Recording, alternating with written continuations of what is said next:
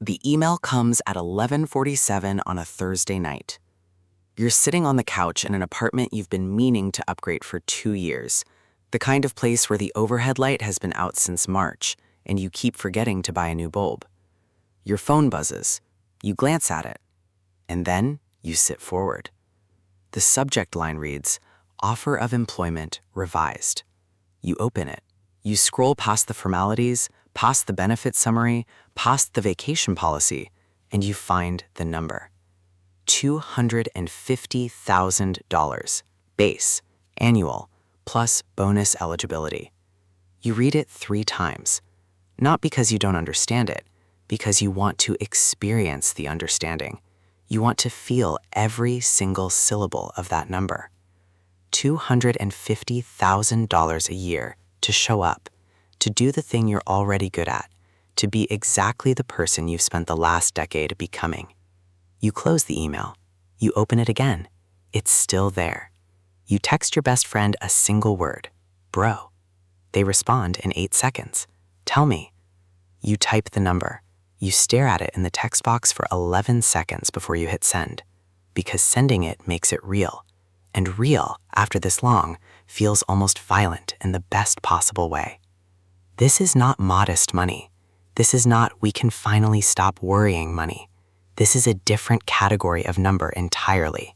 This is the kind of money that appears on lists, the kind of income that puts you in the top 5% of individual earners in the United States, according to IRS statistics of income data. The kind of salary that in your parents' house growing up would have been described as set for life. You think, "I made it." And for that first night, that thought is simply, purely, uncomplicatedly true. Here's what nobody tells you about the night you get the number. The math starts before you do. You move into a new apartment 3 months later. Not extravagant, intentional. You've earned the right to live somewhere that matches who you are now. The rent is $4,800 a month, in a city where that gets you 2 bedrooms, in-unit laundry, and a gym you'll use 6 times before you stop. You sign the lease the same day you tore it. It feels decisive, adult, aligned. Then comes the car. You'd been driving the same sedan since grad school, 112,000 miles, a check engine light you'd made peace with. You walk into the dealership telling yourself you're just looking. You leave with a 36-month lease on an Audi A6, $890 a month. You justify it without effort. You're in client-facing work now. The appearance of success is part of the job. You deserve reliable transportation. You worked for this. All of those things feel true. Some of them are. Your partner has a car too, a lease on a BMW X3, $710 a month. Together, $1,600 a month in car payments, which, when you say it out loud, sounds like a number that belongs to someone reckless. When it lives in a spreadsheet next to a $250,000 salary, it looks like rounding error. The restaurants change, not all at once.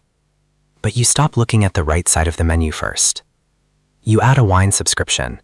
You try omakase once and add it to the quarterly rotation.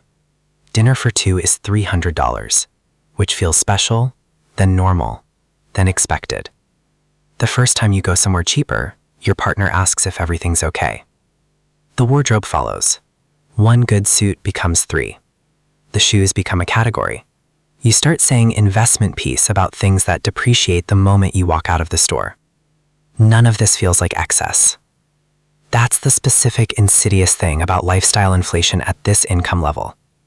Every single item, examined on its own, is completely defensible. The apartment is safe and central. The car is professional. The dinners are experiences. The clothes are appropriate for your role. But you are not building a life in individual line items. You are building a life in aggregate. And the aggregate is already running faster than you know. The bill for all of it is already being calculated. Level 3, the invisible math. Here's what nobody tells you about a $250,000 salary. You don't take home $250,000. If you live in California or New York, 2 states where this income level is most common and where the cost of living is used to justify it, your tax picture looks like this. Federal income tax on $250,000, filing single, runs to approximately $52,000 using 2024 IRS bracket rates. FICA, Social Security, and Medicare takes another $17,700. California state income tax adds roughly $17,000 more at its upper marginal rates. Total, somewhere between $86,000 and $92,000. Gone, before you see a dollar. That leaves you with approximately $158,000 to $164,000 per year, which sounds enormous until you divide it by 12. $13,000 a month, $13,200 give or take. You knew abstractly that taxes would be significant. What you weren't prepared for was the specific way $13,000 feels when it arrives. It feels smaller than $250,000, dramatically smaller, almost insultingly smaller. You find yourself doing math that the numbers shouldn't require. You find yourself checking the account on the 15th and the 30th with an attention that surprises you. You thought you were done having to watch carefully. You are not done. Because here is the month in real time. Rent, $4,800. 2 car leases, $1,600.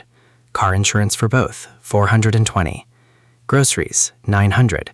Dining and entertainment, $1,400.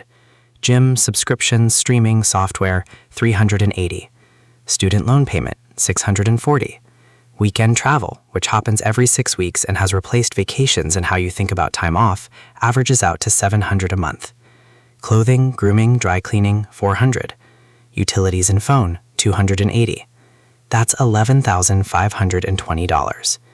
Before childcare, before private school, before the spontaneous long weekend in Nashville because someone had a birthday and the flights were almost reasonable, before the $300 bottle of wine that was genuinely worth it. You max your 401k because you're not irresponsible, $23,000 a year, the 2024 IRS contribution limit. You feel good about this. You should. But divided by 12, that's $1,917 redirected before you ever see it, which leaves approximately $113 of actual monthly buffer. Not to invest, not to save aggressively. Buffer. The distance between your life and an unexpected bill. That is what nobody calculates for you when you're in the top 5% of earners. The math doesn't feel like the top 5%. It feels like exactly enough. And exactly enough and security are not the same neighborhood. But that's not the part that breaks you. Level 4. The comparison trap. His name is Daniel. He sits 2 rows from you at the office, has for 3 years. Quiet guy, efficient. The kind of person you describe as solid if someone asked, which they wouldn't because he doesn't generate the kinds of stories that come up when people talk about colleagues. Daniel drives a 2017 Toyota Camry with a small dent in the rear passenger door that he has apparently decided not to fix. You've had lunch with him maybe a dozen times. The conversation is good. He orders the same thing. He never mentions money. Last Tuesday, Daniel mentioned, without drama, that he just hit $300,000 in his brokerage account. Casually, the way people mention they finally got around to cleaning the gutters. You did not respond immediately. You nodded. You said something like, "That's huge, man." He shrugged and said he'd been at it for about 10 years. Then the conversation moved on. You thought about it for 4 days. Daniel earns $87,000. You know this because you were both hired in the same salary band before your promotion. You earn nearly 3 times what Daniel earns.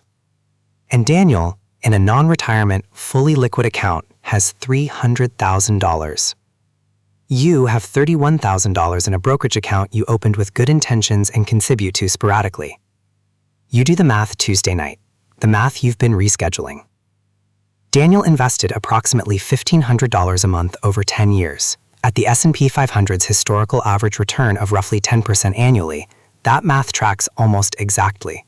$1,500 a month, 10 years, compounding without an audience, $305,000. You have been investing approximately $270 a month outside of your 401k.